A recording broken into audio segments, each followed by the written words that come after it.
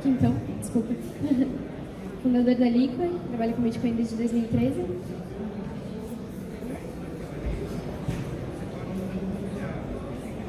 Beleza, obrigado. Bom, tem minha apresentação, né? Só para saber se está tudo certo. E tem um pointer também.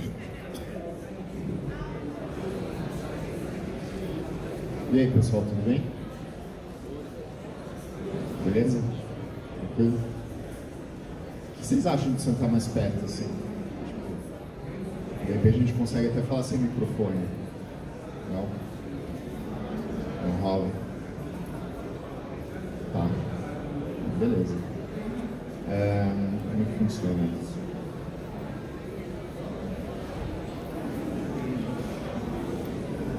Bom, eu sou o Bernardo Quintão, obrigado pela apresentação. Eu vou falar um pouco sobre como o blockchain está globalizando o mercado financeiro e como que isso impacta a vida de vocês, ou a minha vida, a nossa vida em geral. Eu pensei em trazer aí como índice, né, esses 5 temas: quem eu sou, de onde a gente veio, onde a gente está hoje, para onde a gente está indo e como que a gente pode se beneficiar aí das mudanças que estão acontecendo no mercado financeiro através do blockchain. Então, para dar eu vou tentar falar rápido, porque eu prefiro conversar assim do que dar palestra ou ensinar alguma coisa, porque na verdade eu não acho que eu tenho muita coisa para ensinar, não. Eu não sou especialista em nada, só estou entusiasta e curioso de blockchain desde 2013.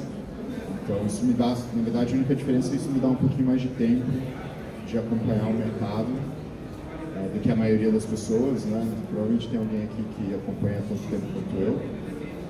E faz desde 2017 que eu trabalho full time com blockchain, especificamente nesse tema de security tokens, digital assets, enfim, blockchain para o mercado financeiro.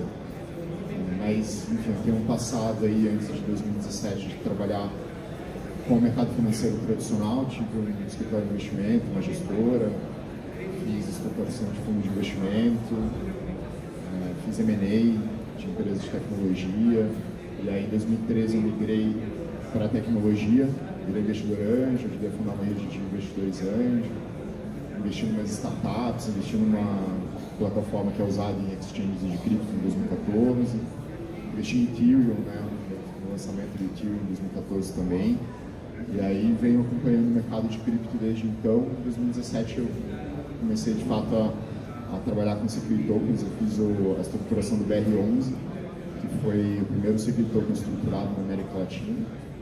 A gente ajudou o BTG Pactual na estruturação do token deles também, de real estate, na distribuição internacional, no marketing, na oferta que eles fizeram, que eles fecharam agora, faz uns 2 meses, né? E eu tenho escrito de vez em quando para o Infomoney também sobre isso. Então, tipo, é só por causa disso que o Rubens me convida aqui para falar, que eu tenho acompanhado um pouco o mercado, um pouquinho mais de tempo. E eu queria dar um overview geral, assim, de qual é a relação entre blockchain e mercado financeiro, né? E aí eu queria trazer a minha perspectiva pessoal mesmo, do que eu enxergo, do porquê que o blockchain é importante, né? Por que a gente gosta tanto aí, a gente, quando é pegado aí pelo vírus do blockchain, do Bitcoin, etc., a gente fica tão interessado, né? Então, para mim tem tudo a ver com autoridade, com autonomia, com liberdade, com depender cada vez menos, né, de autoridades centrais, com ter mais distribuição de poder, né?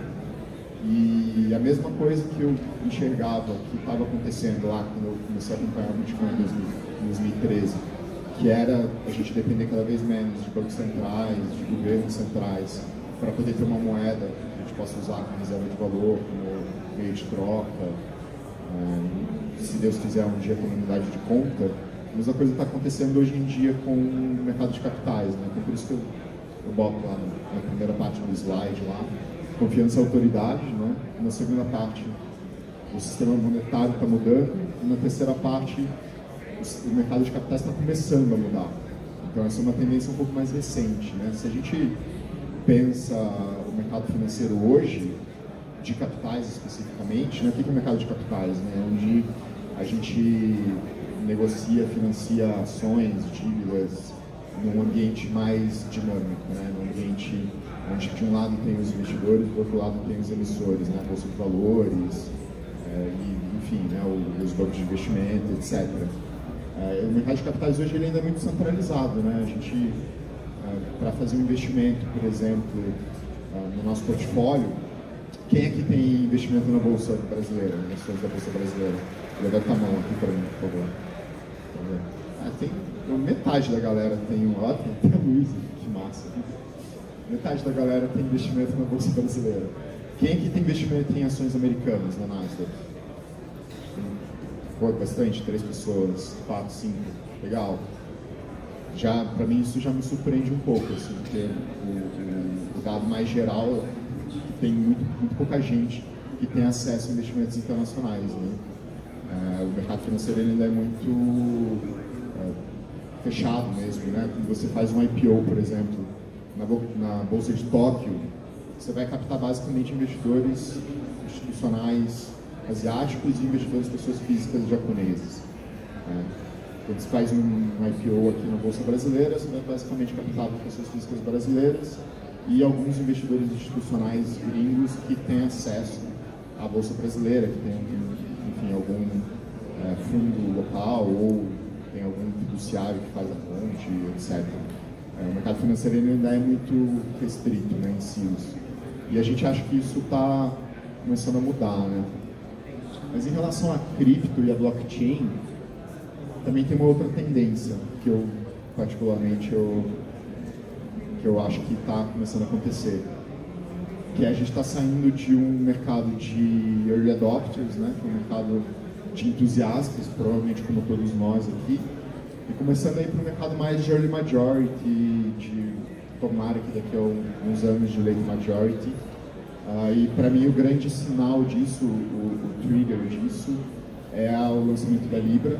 Eu acho que a gente tem uma série de desafios que todos vocês sabem, que é trazer mais usabilidade, segurança, facilidade de custódia, enfim, para as pessoas que não querem saber como é que funciona um hash, como é que funciona uma verificação no blockchain, como é que funciona um node ou whatever, né? As pessoas, elas querem investir e ter o retorno delas, ou elas querem ter um app, um local onde elas tenham o dinheiro delas guardado, os investimentos delas guardados. Elas não querem entender como é que funciona, assim como muita gente faz essa analogia, né, para mandar um e-mail para alguém, você não precisa mais fazer um setup no servidor SMTP, né, ou qualquer coisa assim. Não faz sentido, né, você obrigar os usuários finais, leigos, a terem que entender como é que a tecnologia funciona por trás, né. Isso traz mais, de uma certa forma, traz mais simplicidade mesmo, assim, né? Acho que deixar a tecnologia invisível, né? E eu acho que isso está começando a acontecer, assim, então acho que isso é um outro fator aqui, que é legal da gente pensar, né? Nosso próprio ecossistema, nossa comunidade de blockchain, nosso mercado de blockchain, está começando a chegar nesse early majority, né? Está começando a ficar cada vez mais fácil, mais acessível, mais seguro.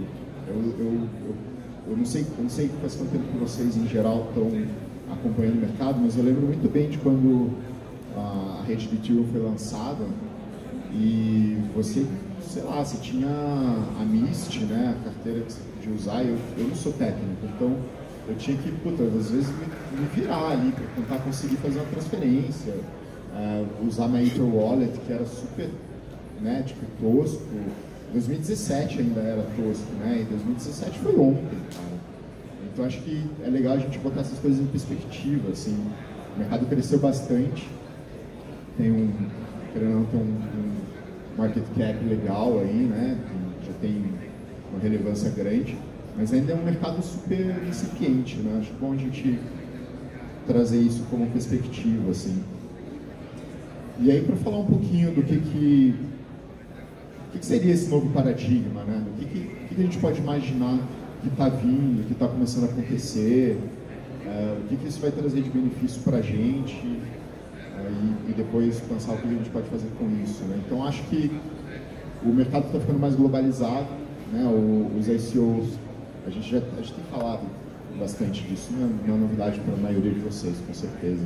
Mas os ICOs foram um grande MVP, né? Um grande velho oeste, onde podia lançar qualquer coisa e captar dinheiro, né, de forma internacional, global, muitas vezes anônima, etc. E todo mundo, obviamente, tem todas as críticas e tal, a gente perdeu muito dinheiro, tinha muita fraude, etc. Mas os ICOs, eles demonstraram que, de uma certa forma... Fala, Marcelo. Beleza? Estou usando a camiseta da Hathor, que é a blockchain do Marcelo, que na minha opinião, fazendo uma parte aqui já, é o projeto brasileiro mais legal de se conhecer. Então, conversem com o Marcelo, ele tem um blockchain bem massa mesmo. Faço questão de usar a camiseta para trazer informação. Obrigado. Mas, enfim, voltando aqui para não me perder muito. Eu acho que, enfim, os ICOs, voltando no tema, né, os ICOs mostraram que é possível você fazer captações globais, né? A questão agora é fazer isso de uma forma bem feita, regulada, com proteção aos investidores, com, enfim, um acesso de fato claro, transparente, equânime, justo, né, para não ter fraude, para não ter esquema, para não ter roubo, esse tipo de coisa. E dentro das leis, né, regulado, porque querendo ou não, né, muita gente não gostaria, eu, por exemplo, mas a gente vive numa sociedade que tem governos, tem autoridades e tal, e a gente precisa respeitar, né? Então, acho que o primeiro ponto é esse, assim, a gente tem um mercado mais globalizado, porque dá para fazer, né? A gente já tem casos de security tokens no mercado hoje, né? Ainda são poucos, mas a gente já tem casos, né, de exchanges rodando, tradeando tokens que tem lastro em ativos reais, né? Essa é acho que a grande sacada para mim, assim, que eu sempre fui curioso, eu sempre quis ver quando que a gente poderia usar o blockchain para negociar ativos tradicionais, né, ou ativos reais e tal, e como isso poderia mudar o mundo, né? Então, enfim, deixa mais acessível, a gente pode, como investidor, como de repente participante do mercado, ter acesso a ativos hoje, sei lá, né? Putz, eu gostaria de ter como investidor pessoa física mesmo. Eu gostaria de ter startups chinesas no meu portfólio. Eu não tenho grana para acessar um fundo de VC que invista em startups chinesas. Mas de repente daqui a pouco vai ter alguma exchange de cripto regulada que tenha lá equity via token de startups chinesas. Eu vou poder ter acesso a isso. Ou fiquei sabendo que na África ou na Malásia o mercado imobiliário está crescendo bastante e eu quero investir um pouquinho lá, 2%. 5% do meu patrimônio em real estate na Malásia. Pensando como um investidor pessoa física, ou até um investidor que, vamos lá, tenha já um family office, já tenha uma estrutura, como é que eu faço esse acesso? Como é que eu invisto num projeto de real estate? E só da gente poder botar o blockchain como uma camada que facilita a emissão, que facilita a transação desses ativos, já gera um acesso muito maior, muito mais global, já pode permitir que mais gente consiga acessar. Por ter mais gente, por ter mais diversidade geográfica, a gente vai ter mais liquidez. Por ter mais liquidez, o preço melhora, o ambiente de negociação melhora, o risco cai. Então tem uma série de benefícios em cascata, né? Que eu acho que, para mim, pelo menos, faz todo sentido. A gente ter mais opções de ativos, mais diversificação. E o mais legal, que é o último item ali, que são os novos modelos. Que acho que eu sou empreendedor desde que eu tenho 19 anos, né? Então, para mim, essa coisa de querer criar coisas novas faz parte de quem eu sou, assim, faz parte de fazer um negócio diferente, vamos tentar fazer um pouquinho melhor, vamos tentar fazer um pouco mais barato. E aí, eu lembro da primeira palestra que eu fiz sobre blockchain foi em 2014. Não tinha lançado Ethereum ainda, né? Então o conceito de smart contract era um item no slide, assim, em 2014, né? Não faz tanto tempo assim, foi 5 anos.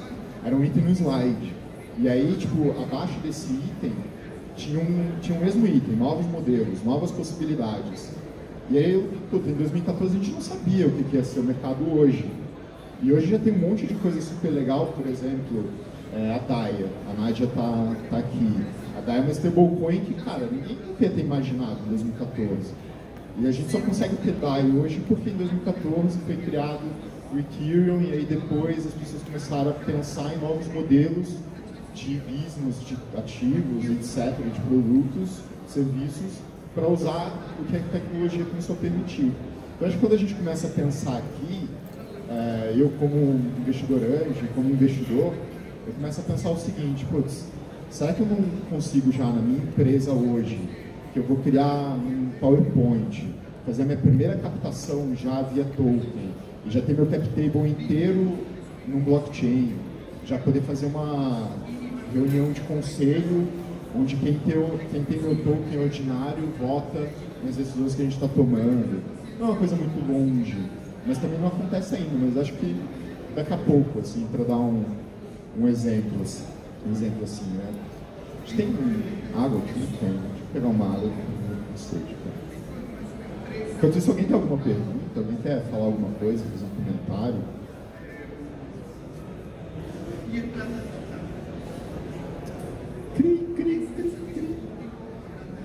Eu não gosto de falar sozinho, cara. Eu gosto de falar, tipo, em conversa, assim, mesa de bar e tal.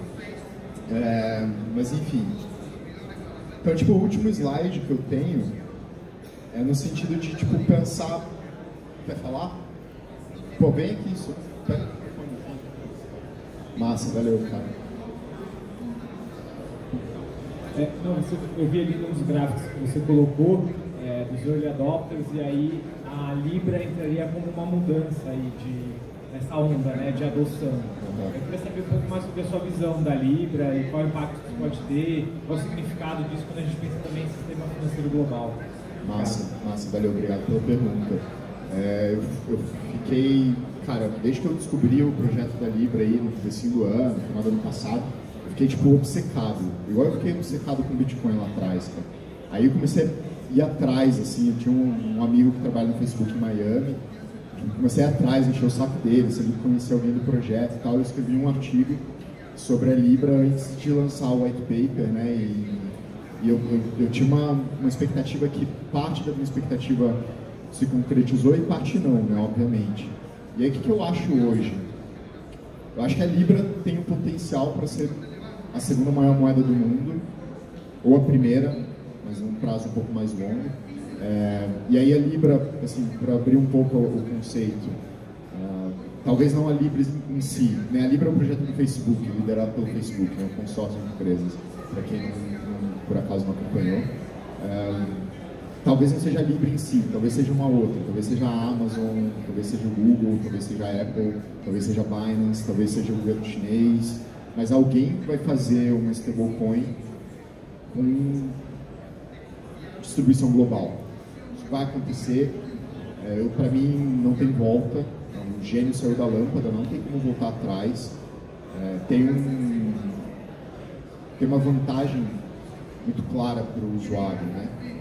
Se a gente parar para pensar, a Libra, ou qualquer outra moeda que seja emitida nesse sentido, vai ser o primeiro banco central privado do mundo. É o primeiro banco central que não precisa carregar uma dívida previdenciária, que tem mais transparência, que de repente não precisa carregar os riscos de entrar em guerra. Então acho que tem, assim, são vantagens inerentes a não ser uma moeda estatal. E por você fazer isso em blockchain, você traz as vantagens de ser blockchain, né? De ser mais transparente, repetindo, né? Mas de ser global e acessível e o custo marginal disso é muito baixo. Então acho que não tem muita volta, assim. Acho que vai ser uma guerra e acho que a Libra especificamente errou um pouco no timing, talvez. Acho que ninguém esperava que a reação do Congresso americano fosse tão negativa, né? E então os reguladores, principalmente o americano, tão em cima ali, tão negativamente. Acho que ninguém imaginava que ia ser tão assim. E acho que isso vai postergar a emissão de fato da Libra, assim. Então acho que eu tinha uma expectativa de, putz, vai sair esse ano e tal, de repente no começo do ano que vem. Agora eu olho e falo assim, cara, vai demorar uns 2 anos. Meu feeling, assim, né? Eu tive a oportunidade de conversar com o CEO de uma empresa que faz parte do consórcio. E ele me passou essa visão, assim, tipo, putz, hoje tem uma chance real de que o projeto não saia. Porque o escrutínio é muito grande em cima do Facebook, e o Facebook não é a empresa mais bem vista do mundo, né? Por razões justas também, né? Apesar da Libra ser um consórcio, ter uma puta estrutura de governança, acho que foi super bem pensado, foi muito melhor pensado do que eu tinha imaginado que iria ser. Mas aí acho que tem um detalhe, assim, eu sou muito fã daquela galera libertária, assim, tipo Fernando Ulrich, né, tipo Mises, Friedman, etc. Eu venho economicamente, assim, sou um pouco ligado à economia austríaca, assim. E para mim é o motivo do Bitcoin ter valor, né? O Bitcoin ser um call, uma opção, né? Uma opção contra um sistema financeiro que não tem lastro e não tem um mínimo de razoabilidade, de transparência, de visibilidade do que o Fed vai fazer e tal, como proteção ao valor da moeda, né? Então, pensando nisso, quanto mais competição a gente puder ter em moedas, melhor. Eu, como usuário, se eu fosse argentino hoje, a Nádia mora lá na Argentina, tá vivendo isso no dia a dia dela lá. Se eu fosse argentino hoje, eu ia preferir ter Libra na minha carteira do que ter peso argentino. Eles já podem ter dólar e tal. Eu preferia ter Libra do que ter dólar. Se eu posso transferir a minha Libra instantaneamente para qualquer lugar e usar ela no dia a dia, melhor ainda. Se eu puder usar no Facebook, no WhatsApp, no Instagram, etc., vai mudar muito, né? Acho que a relação das pessoas com o dinheiro, né? Isso estou pensando assim, pessoas que têm acesso a serviços bancários. Se a gente botar na conta que 1/3 da população mundial não tem acesso a serviços bancários, talvez moedas tipo a Libra possam trazer uma proposta de valor, né? um benefício, um serviço que essas pessoas simplesmente não têm, né? Não é muito difícil, a gente é brasileiro, cara, a gente só precisa olhar um pouquinho para o lado e conhecer alguém que não tem conta em banco. Se a gente for andar na rua aqui, tem muito morador em situação de rua que não tem conta em banco. Você pergunta para ele como é que ele lida com o dinheiro. Eles têm dinheiro, né? Eles conseguem pedir doação, fazer um bico aqui, outro ali, fica com o dinheiro no bolso, não consegue guardar, não consegue, né, ter crédito, enfim, whatever. Então, fugindo bastante, já não sei quem tempo ainda. Mas eu acho isso, assim, acho que a gente vai, por isso que eu acho que é tão importante, que a hora que a gente tiver a Libra ou outras moedas, como moedas grandes no mundo, como top 3, top 5, competindo com o dólar, com o euro, com o ien, com o yuan, a gente vai ter também acesso a produtos globais, né? Vai ser muito mais fácil você investir num portfólio de ações da Nasdaq via Libra do que via câmbio, indo no banco pedindo para fazer um câmbio para uma corretora nos Estados Unidos, que você tem que abrir um cadastro e, enfim, as coisas facilitam, né? Que por acaso é o que eu faço na minha empresa, né? Acho que é isso, assim. Eu vou voltar só para fechar o slide.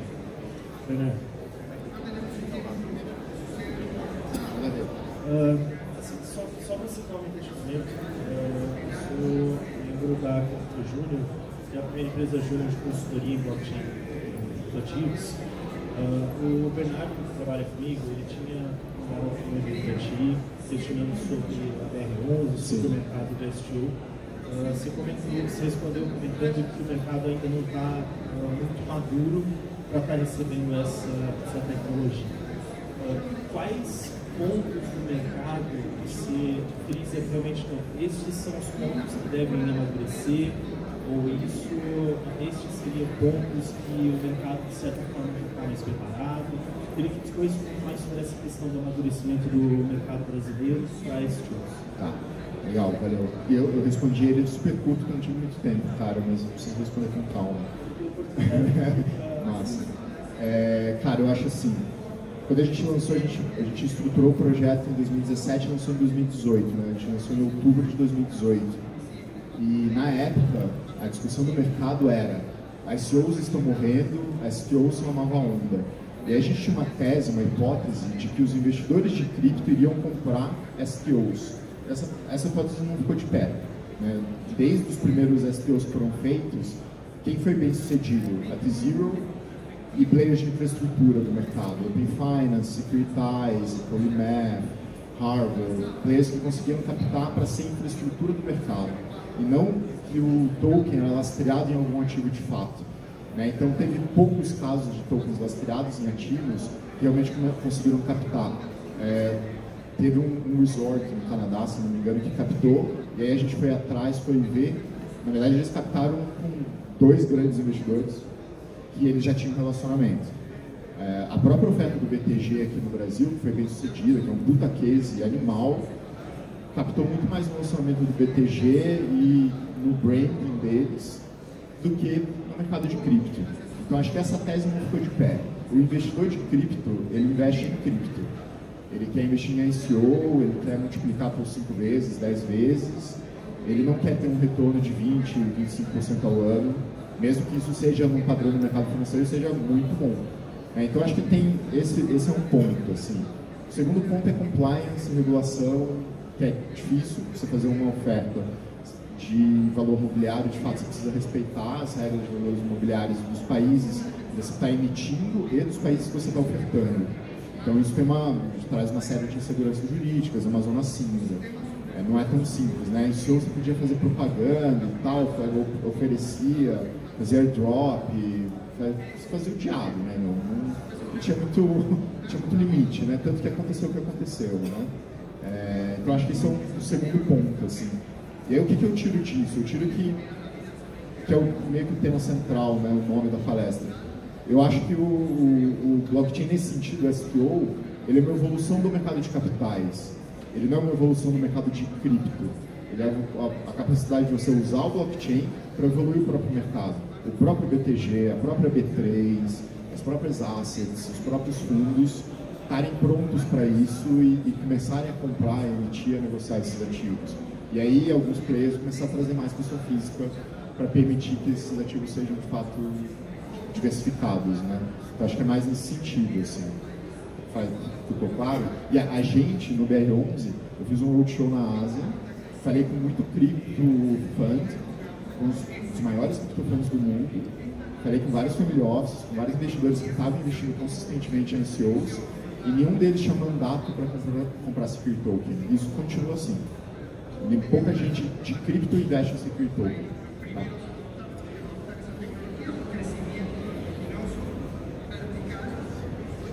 Alô. Márcio Berger, eu sou da PIC Invest, uma plataforma de peer-to-peer lending. Ficou bem interessante aí esse ponto relacionado à regulação. Como que você vê o governo brasileiro e o Banco Central olhando aí para esse mercado blockchain? Eu costumo conversar com pessoas de blockchain, às vezes ele fala assim, cara, a sua empresa está no Brasil, você transaciona dentro do sistema financeiro, você podia estar não sei aonde, fazendo tudo por fora, tudo fora do Brasil, enfim, com tokenização e tal, enfim, basicamente eu não precisaria nem estar aqui no Brasil para fazer o que eu faço hoje no peer-to-peer. Óbvio que aí eu ia estar infringindo outras leis, mas enfim, você vê a evolução basicamente do Banco Central mesmo, nessa linha de regulamentar o blockchain como possível amarrador de operações. Tá. Eu não sou a melhor pessoa para te responder isso, assim, muito honestamente. Primeiro que faz 3 anos que eu não moro no Brasil, apesar de vir para cá com recorrência, não acompanho muito. O pessoal que está aqui no evento com certeza sabe muito mais, o Courtney, o Gustavo, a Raquel que está no comitê da CVM, são pessoas que entendem muito mais, assim, vale perguntar para pessoas que entendem mais. Mas a minha visão, até por estar morando fora, morei na Ásia, morei nos Estados Unidos, fui para a Suíça algumas vezes, consigo comparar um pouco também o que está acontecendo lá com o que está acontecendo aqui. Eu acho que o Banco Central conhece muito, e até essa semana agora eles lançaram, né, uns documentos e tal, eu não tive a oportunidade de ler ainda. Eles conhecem muito o BNDES, conhece muito, a CVM também, e pelo que eu sei, pelo que eu ouço de gente que faz reunião com eles, eu nunca fiz. Fiz um painel uma vez com o cara da CVM, mas foi até um painel sobre outra coisa. Eu ouço que todos os reguladores são super positivos em relação à tecnologia. A gente que... Vou falar uma coisa aqui que às vezes é meio chato até como brasileiro, assim. A gente como brasileiro, a gente desconfia muito de tudo, de todos, né? E aí fica difícil para o regulador dar passos sem o apoio da sociedade, sem o apoio da mídia. E aí se acontece alguma coisa, uma vírgula errada, a culpa é do cara. Então o incentivo do cara não é de se mover na frente, né? Então eu vi coisas assim, específicas sobre SPOs. Eu vi gente falar que o regulador está pedindo. Assim, tragam bons cases e a gente adapta dentro da 588, da 476, né, para poder permitir. Então, eu não sei, porque a minha empresa também não fica aqui e eu também não faço questão de estar no Brasil. Se eu, né, fosse fazer o que eu estou fazendo hoje no Brasil, eu simplesmente não poderia. Então, é simples, gostaria, mas não poderia. Por a gente ser esse país que é mais retardatário, é legal, né? A gente espera os outros fazerem regulação, se posicionarem para a gente se posicionar depois, né? Então acho que a gente vive meio que essa dicotomia, assim, sabe? Tipo, as pessoas que estão nos órgãos acham do caralho blockchain, acho que pode ajudar pra caralho, pode ser animal, mas o conjunto, assim, como sociedade, a gente fica um pouco atrás. Essa é a minha impressão, tá? É a impressão que eu tenho, assim, mas vale muito você conversar com o pessoal que está mais por dentro aí. Acabou o tempo. Fechou. Obrigado, pessoal.